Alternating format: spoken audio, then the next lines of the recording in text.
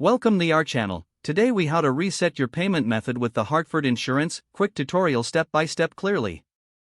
To reset your payment method with the Hartford Insurance, start by visiting their official website.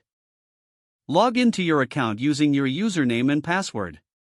Once logged in, navigate to the billing or payments section of your account.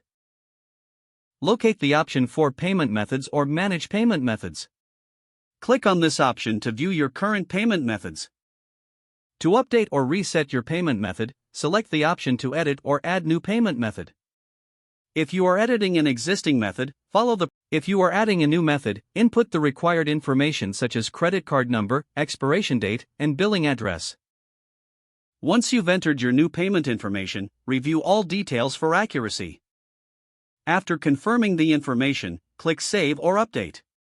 You should receive a confirmation notification that your payment method has been successfully updated. If needed, you can repeat this process to change or add additional payment methods. Additionally, consider verifying your payment settings to ensure everything is set up correctly. If the page does not load, refresh the browser or try again in a private or incognito window. Make sure you are using the correct email address, then retype it carefully to avoid small typos. If your password is not accepted, use the reset option and create a new strong password you can remember. Check your spam folder for verification or security emails, then complete any requested confirmation steps. Enable two-factor authentication if available to improve account security and reduce unauthorized access risk. After signing in, review your profile details so your contact information and settings are accurate and current. If you see an error message, note it down and try again after restarting your device and internet connection. Log out when you finish, especially on shared devices, to keep your account and payment information secure.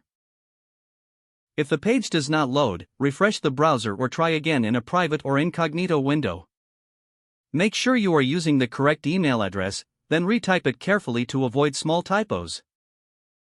If your password is not accepted, use the reset option and create a new strong password you can remember.